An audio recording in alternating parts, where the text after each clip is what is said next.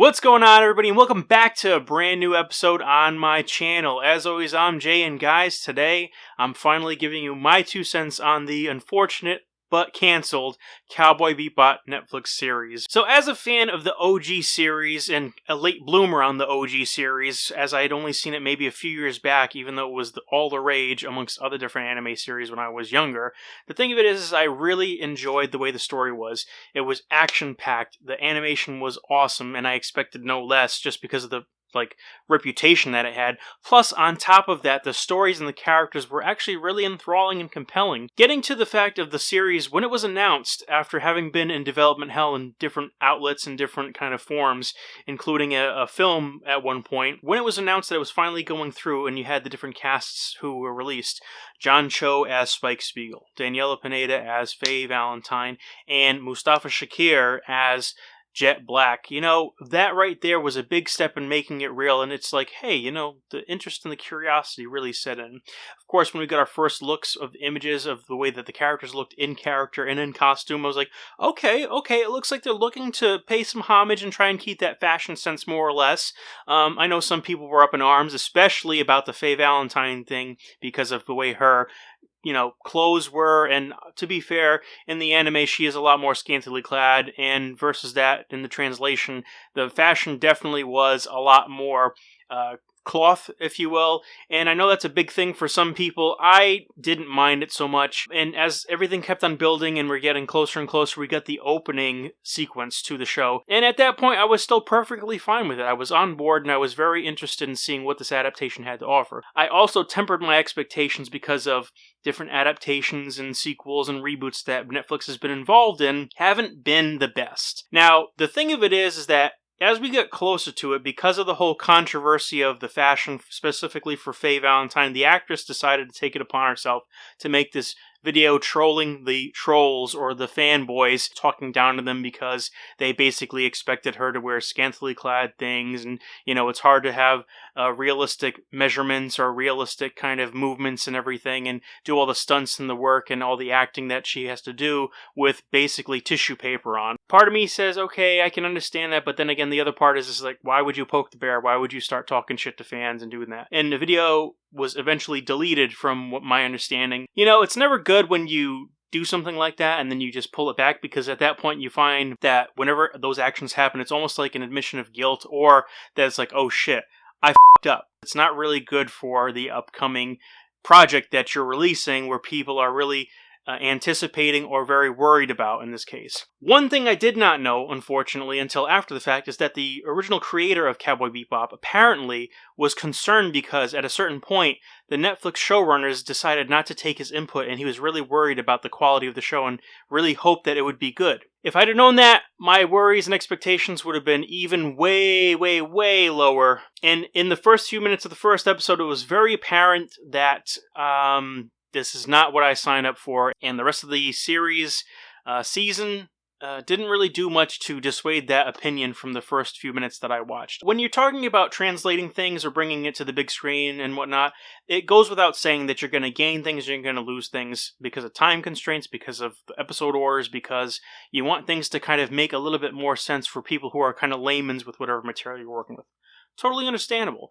But it's really asinine when you keep in the smallest, tiniest of details. For example, the Big Shot show, keeping the fact that the characters actually still smoke freely, which I was very shocked at. The visuals of the costumes and, the different scenes that they kind of basically did shot for shot, but then you'll change the fundamentals of the plot. And then beyond that, what happens is you even change the fundamentals of the characters, but basically you take a property, you see how people expect it to go, and then you just do a 180 just to fuck with people. And I don't know if this is what people like to call the subverting of expectations, or I call it the Rian Johnson method, or so it seems.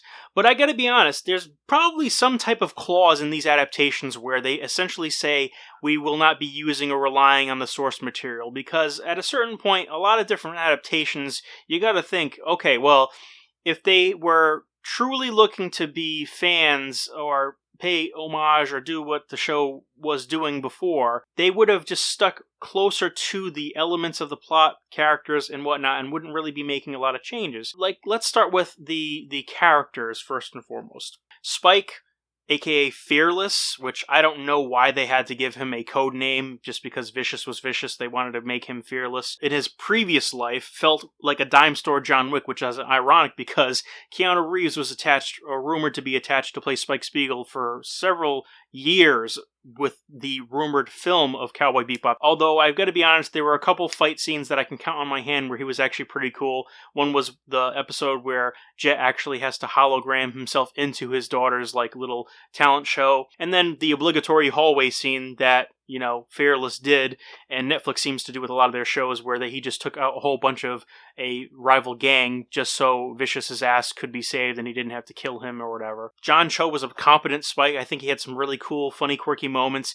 Action-wise, I don't think he was all the way there speed-wise, and a lot of my friends kind of noticed that too, that he was just very slow motion. Some people even argued that he was way too old for the role of Spike. I didn't see that as a big hindrance, and I didn't see that as a big problem, but all the Fearless and Syndicate shit that they put into the show, I could take or leave, and it really kind of brought the characters, you know, cred and respectability a little bit down for me personally. Next, Jet Black.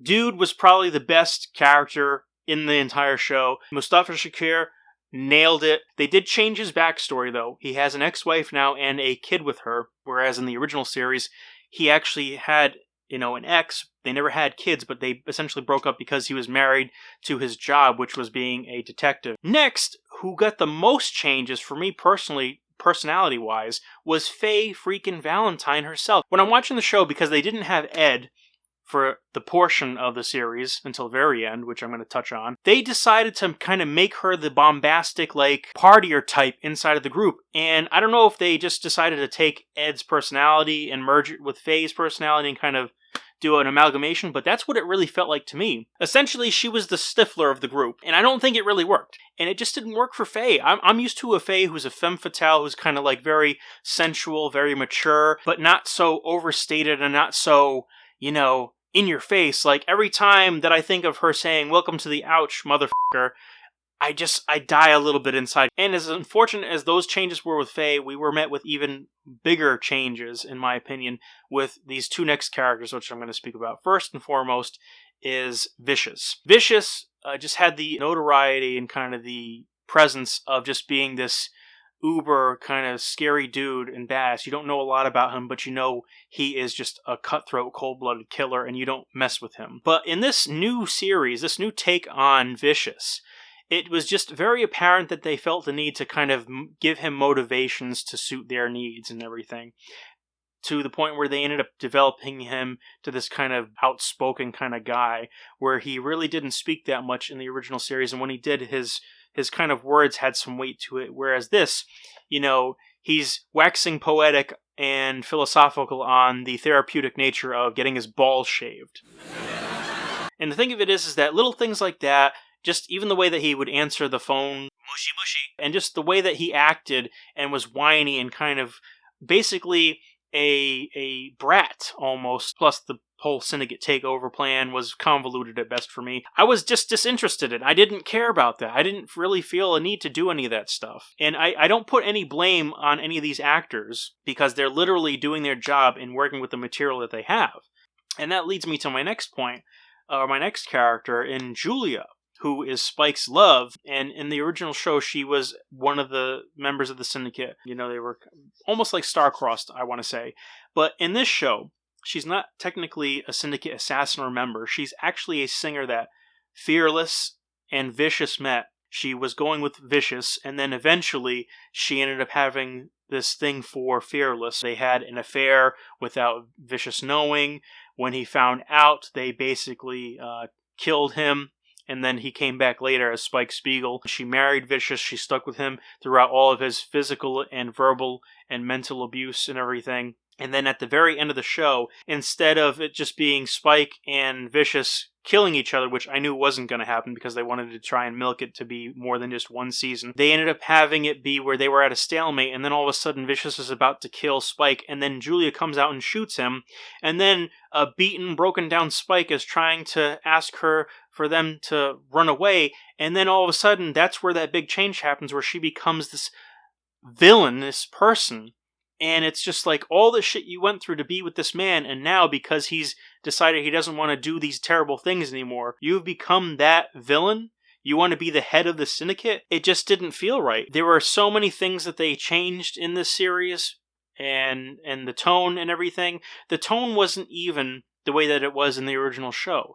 The original show had this kind of somber melancholiness with little bits of brightness and hope and everything, and it was very introspective, and again, it had some cool action and some cool little comedic moments, but with this show, they really leaned into the action comedy aspect. Like, the way the show was treated, I almost feel like it was a Scott Pilgrim versus the World or even a Sin City type of thing. It was really more humorous. Beyond those main characters, of course, you had Ed coming in at the very end, which really, why at that point? They teased Ed as kind of this hacker person, but at the very end, why are you going to introduce Ed, which was cringe in and of itself, when basically Faye took up her position and Ed's position? Maybe they should have introduced Ed probably as a slightly older hacker, and maybe toned down the silliness, because you already have one of the group that does that. So having had that be the whole experience of Cowboy Bebop, it was definitely not the best, because as the show's going on and as it's becoming a divisive thing for their own fandom, you had things coming up where Daniela Pineda trying to say that the show is a love letter. It's not ruining the anime. It's still there and you can still love it, but this is a love letter to the original show. I don't think that's quite there, because if it was a love letter, it would have stuck more closely to the source material, just saying. And then you got other things from other stars, minor stars, saying that this show was righting the wrongs of the anime. If there were many wrongs within the anime, just don't adapt the anime. There were even articles trying to say that the show's not trying to be good, it's supposed to be bad. My brain explodes just wrapping my head around the fact that someone writes an article trying to defend the show as trying to be bad. What bar are we setting when we decide that, hey, it's okay, an article can say that a show's trying to be bad and that's the end of it? And of course, within a 3-week period-ish time frame, the news that the show was canceled broke. And yeah, I mean, here we are. One thing that stuck out to me, though, was Mustafa Shakir's words. Maybe the haters got us, maybe we weren't as good as we thought we were. But the dude, I really enjoyed playing Jet, and I'm paraphrasing, of course, but in that same breath or article, he said, no one will ever be able to take away from me that I was Jet. And I 100% agree with that. Even if things don't turn out great, that's absolutely the attitude you need, because you were able to play something that you really thought, hey, this is going to be cool, this is going to be awesome and everything. And you know what? No one goes into making a show or a property thinking that it's going to be terrible. And I stand by that. The characters, the story, the tone, the way that it was run in that aspect, they missed the mark. But as far as the actors and the aesthetics and the different aspects of the show, aside from the tone and everything, I think that on paper they were great. It's just the execution did them in. And unfortunately, because of that, the season ended up ending and the show is now canceled. But anyway, guys, let me know down in the comments below what you thought about the Cowboy Bebop Netflix series. Did you love it? Did you hate it? Just sound off below. And guys, thank you so much for joining me on yet another video. Like, comment, and subscribe if you dug the video. And if you are sub, hit that bell button. That way you never miss a moment of my content. But until next time, guys, as always, I'm Jay. So take care, and bye.